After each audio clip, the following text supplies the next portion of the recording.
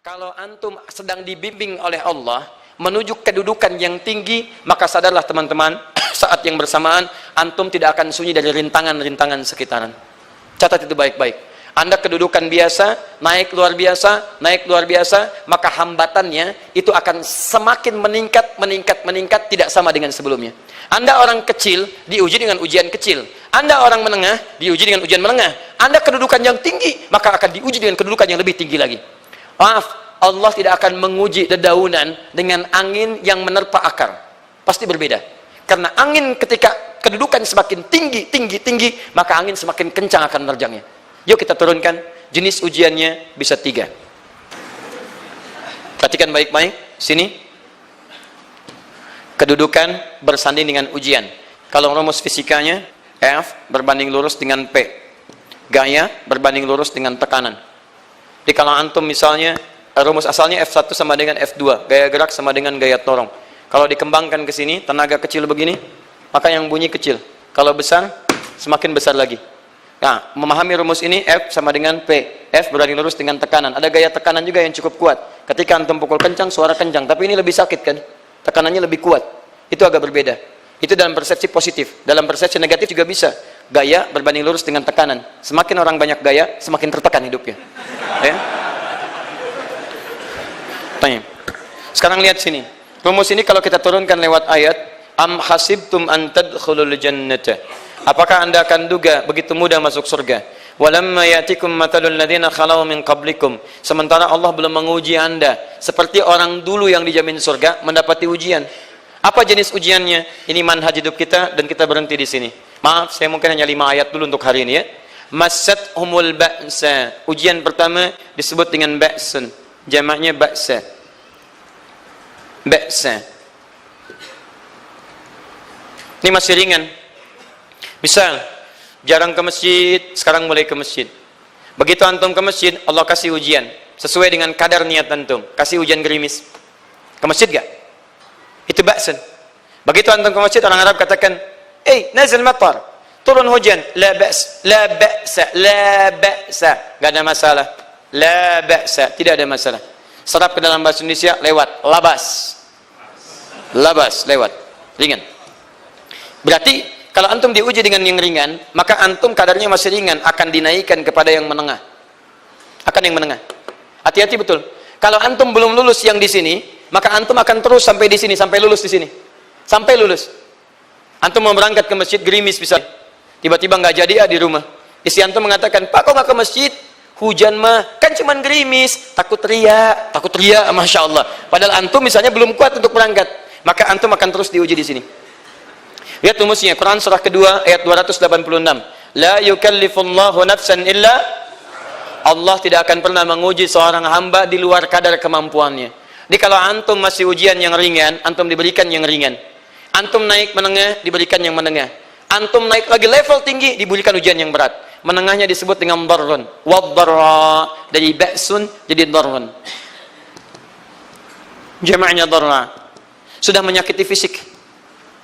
Kena fisik. Sudah melukai. Hujannya makin deras. Ya. Kalau dalam kehidupan, yang ini mungkin celaan biasa.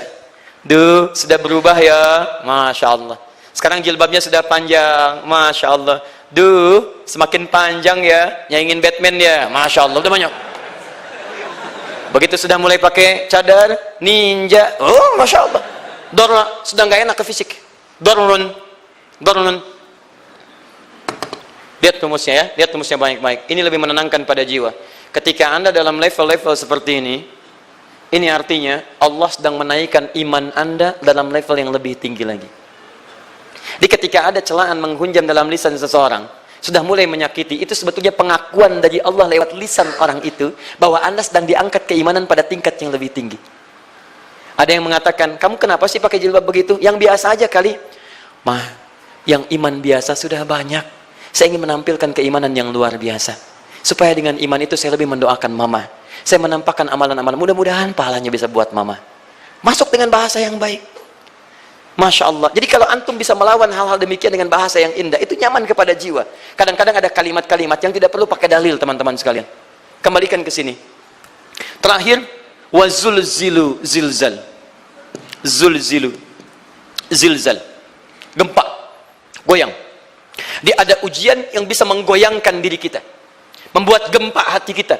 Antum sudah nggak kuat, kadang-kadang di jalan sempoyongan, padahal nggak ada gempa di luar, cuman hati kita kayak kena goncangan, diserang sana, serang sini, nggak bisa tidur, nggak bisa makan, tawarin ini susah, itu susah. Wazulzilu, bahkan hatta yaqula Rasulullah walladzina amanu ma'ahu mata nasrullah. Sampai-sampai Rasul SAW, bahkan orang-orang beriman, bahkan yang setelahnya bisa mengatakan, kapan ini berakhir? Akan tiba masa Anda mengalami satu situasi sampai Anda mengatakan, kapan berakhirnya yang seperti ini?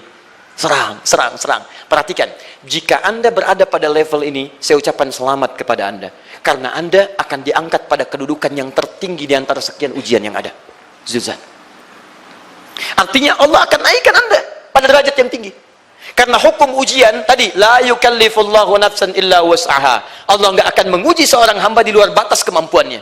Jadi kalau Anda sudah dipandang oleh Allah siap menerima yang ini, maka Anda akan diberikan zilzal. Kalau Anda nggak mampu, Anda hanya akan diberikan darra atau ba'sun. Dimohon maaf, kalau di antara jamaah yang hadir saat ini, Anda merasa sedang punya masalah yang berat, membuat hati Anda goyah, saya ucapkan pada Anda, dari sekian hamba Allah yang ada di muka bumi, cuman Anda yang diberikan itu. Artinya Allah akan mengangkat derajat Anda. Ayo bahagia. Dan yakinlah, bukan orang lain yang dititipkan, Anda yang diberikan. Allah percaya pada Anda, kenapa Anda tidak yakin? Bukan orang lain. Jadi mustahil Allah memberikan ujian berat kalau Anda nggak sanggup. Karena cuma Anda yang sanggup, Anda yang dikasih. Makanya jangan mengeluh. Jangan katakan, ya Allah, kenapa saya, Allah? Why me? Kata Allah, why not? Kamu yang bisa. Yang lain tidak. Dan tanpa harus Anda menuliskan status. Memang cuma saya yang sanggup. Oh, Masya Allah. Gak usah. Sadari. Kalau bukan sayang, Allah itu punya sifat adil. Gak mungkin menukar sesuatu di luar kadarnya. Antum tahu cicak? Halo? Jangan katakan wallahu alam, cicak. Cicak, baik. Bagaimana aktivitasnya? Merayap. Di mana? Dinding. Apa makanannya? Nyamuk. Nyamuk bagaimana aktivitasnya?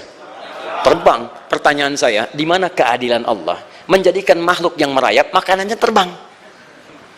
Kalau nyamuk masuk kategori pertama tadi, pintar dan tahu dirinya pintar, jadi mainan cicak. Cicak, ayo tangkap. Cicaknya cuma merayap, dianya terbang. Beruntungnya nggak ada nyamuk yang jenius. Tapi yang paling hebat, perhatikan bagaimana lisan orang tua kita menanamkan kalimat-kalimat untuk menanamkan tauhidullah subhanahu wa ta'ala. Cicak diam merayap. Perhatikan, yang Allah tuntut pada cicak, merayap kamu. Walaupun cuma diam-diam. Lihat baik-baik, diam-diam merayap. Datang seekor, Masya Allah, ketika dia merayap, nyamuk datang. Lihat, bukan cicak mendatangi nyamuk, tapi nyamuk mendatangi cicak. Kalau cicak tidak merayap, mustahil nyamuknya datang. Allah hanya tunjukkan, kamu merayap ya, nyamuk datang. Sekalipun dia merayap, cuman diam-diam, nyamuknya datang. Jadi hukum Allah itu kalau dipatuhi, nikmat kehidupan. Cicak gak merayap, nyamuk gak datang. Cicak merayap, nyamuk datang. Datang seekor nyamuk. Setelah itu, silahkan. Jadi kalau kita teman-teman ikuti hukum Allah, mau berat, alhamdulillah. Mau ringan, alhamdulillah. Ya mau sedang, alhamdulillah. Begitu diangkat, artinya ada pengakuan dari Allah, iman kita akan diangkat. Cuman, bahasa Nabi Ya'qub alaihissalam kepada Yusuf alaihissalam, mesti ada persiapan dalam mengatasi itu semua. Tidak cukup hanya mendiamkan saja. Maka kata Nabi Ya'qub, jangan kisahkan dulu. Bikin dulu pemetaan-pemetaan untuk mudah mengatasi itu semua. Ini poinnya. Anda harus punya rencana.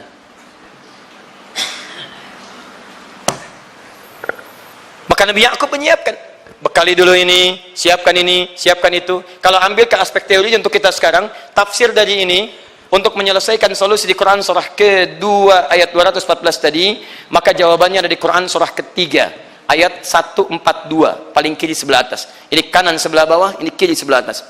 Dan awal ayatnya dibuka dengan kalimat yang sama. Perhatikan, Al-Baqarah ayat 214 kalimatnya menggunakan am hasibtum an tadkhulul jannah. Ali Imran 142 am hasibtum an tadkhulul jannah. Yang Al-Baqarah itu ujiannya, walamma ya'tikum mathalul ladzina khalau min qablikum masathumul ba'sa wad-dharra waz-zulzilu. Yang Ali Imran itu solusinya. Am hasibtum an tadkhulul jannata walamma ya'lamillahu alladzina jahadu minkum wa ya'lamas sabirin. Saya tutup sampai sini dulu. Teman-teman perhatikan, walamma, sedangkan Allah ya'lamillahu alladhina jahadu minkum, belum melihat kesungguhan Anda untuk mengatasi berbagai persoalan kehidupan itu. Kalimat jahadu, akar katanya dari kata al-juhdu, serius, sungguh-sungguh. Jadi kalau persoalan Anda ingin segera selesai, Anda mesti serius. Hei yang sedang kuliah, kalau mau cepat selesai kuliahnya, serius belajarnya, pahami dengan baik. Kalau Anda nggak pernah serius, bagaimana bisa menyelesaikan pelajaran dengan baik? Hei yang sedang berumah tangga, kalau ingin baik rumah tangganya, serius dalam berumah tangga, keluarkan hukum-hukum Allah, terapkan dalam kehidupan rumah tangga, Anda akan mendapatkan manfaatnya. Hei yang sedang berbisnis, serius dengan pekerjaan, karena hanya orang serius yang bisa menghasilkan kekayaan-kekayaan yang terbaik. Serius dalam ibadah, karena ibadah melahirkan keberkahan dengan kekayaan yang Anda dapatkan dari titipan Allah Subhanahu wa Ta'ala. Ayo serius. Al-juhdu dibagi 3 bagian. 1, serius dalam merencanakan, disebut ijtihad namanya, bikin rencana. Misal, maaf, tadi dalam keluarga, kalau diambil kedudukan Yusuf alaihissalam, antum tempatkan itu pada porsi pertama sebagai target. Misal, Yusuf diberikan kedudukan oleh Allah. Bagaimana anak saya punya kedudukan walaupun tidak sama dengan Yusuf alaihissalam? Cari, rencanakan, buat pemetaan. Di masa depan anak saya mesti punya kedudukan. Apa? Kalau dalam kedokteran, kedudukan dokter yang terbaik. Kalau dalam bisnis, pengusaha yang terbaik. Misal, kalau dalam pemerintahan, jangan tanggung-tanggung, jadi presiden, jadi itu. Anda turunkan kemudian pendidikannya dari situ. Ijtihad direncanakan. Masuknya lewat sini, lewat sini, lewat sini, lewat sini. Seperti kemudian, maaf, Hannah dengan Imran, rahimahumullah, merencanakan hasil yang terbaik untuk Maryam, bahkan sejak dalam kandungan. Quran surah ketiga Ali Imran dari ayat 35 sampai 37, paling kiri pertengahan sampai bawah. Idh qalat imra'atu Imran rabbi inni nazartu, bahkan nazartu ma fi batni muharrara, saya bernazar anak saya yang lahir ini akan punya kedudukan dekat dengan Allah Subhanahu wa Ta'ala. Di sejak bayi direncanakan mau jadi apa. Setelah itu apa? Jihad itu kesungguhan dalam mempraktekkan, mengaktualisasikan konsep yang sudah dibuat. Jangan sampai cuma berdoa, tapi doanya tidak disandingkan dengan ikhtiar, nggak nyambung. Makanya ketika lahir, ada jihad dengan doa. Falamma wada'at saqalat rabbi inni wada'tuha untha, ayat 36-nya. Wallahu a'lamu bima wada'at wa laysa dzakaru kal untha. Lihat, wa inni sammaituha Maryam wa inni u'idzuha bika wa dzurriyyataha minasyaitonir rajim. Doa. Setelah berdoa apa? Teruskan. Bagian akhirnya ayat 37-nya. Maaf teman-teman, tidak cukup dengan doa. Karena Maryam masih dekat dengan Allah, punya kedudukan, dia mesti dirawat oleh orang yang paling soleh. Cari Nabi Zakaria, orang soleh, mesti merawat. Tempatnya mesti netral dari keburukan, bikin mihrab. Jadi tempat dibuatkan, orang soleh merawat, doa dipanjatkan, doa berbanding lurus dengan ikhtiar. Apa yang terjadi? Ayat 37-nya. Fataqabbalaha rabbuha biqabulin hasanin wa ambataha nabatan hasana. Maka Allah Subhanahu wa Ta'ala menerima usaha orang tua ini. Doanya diterima, ikhtiarnya diterima. Jadi kalau antum mengambil ayat tadi, diterapkan dalam kehidupan, rencanakan teman-teman sekalian. Anak mau sekolah di mana? Mau jadi apa? Turunkan ke bawahnya. Oh, dia mau jadi dokter yang hafal Quran, turunkan. Pendidikannya di sini sampai paling kecilnya. Siapa gurunya yang dekat dengan Allah? Sekolahnya yang menjauhkan dari hal-hal keburukan. Sampai satpamnya soleh, security-nya soleh, koperasinya orang-orang soleh, gurunya orang-orang soleh. Hadirkan. Kalau ikhtiarnya sudah nyambung dengan doa, maka fataqabbalallah. Taqabbalaha rabbuha. Diterima Maryam, antum diterima. Jadi kadang-kadang yang nggak nyambung nih begini, doanya nggak nyambung dengan ikhtiar, itu masalahnya. Ya Allah, mohon ya Rabb, jadikan anak saya rajin sholat, hafal Al-Quran, tapi ditempatkan di sekolah yang tidak pernah mengajarkan sholat, nggak nyambung. Ditempatkan di tempat yang tidak pernah mengajarkan Quran, tidak nyambung. Nggak ada kesamaan di situ. Maka Nabi Ya'qub alaihissalam memberikan gambaran kepada anaknya, nak, kamu akan punya kedudukan begini, hati-hati, setiap ada kedudukan akan ada rintangan, kamu harus punya rencana untuk merencanakan solusi-solusi terbaik untuk itu. Kemudian yang terakhir, ini yang paling hebat, mujahadah, perjuangan melawan emosi. Karena tidak sedikit tantangan itu, maaf, yang berat itu bukan menghadapi fisiknya, tapi menghadapi diri kita sendiri. Mau ke masjid, malas, itu yang susah dihadapi dibandingkan dengan hujan. Hujan ada payung, malas mau pakai apa? Maaf, menurun, semangat turun, malas datang, kecewa datang, pesimis datang, lawan, namanya mujahadah. Gabungkan ketiganya, isi dengan sabar. Wa ya'lamas sabirin.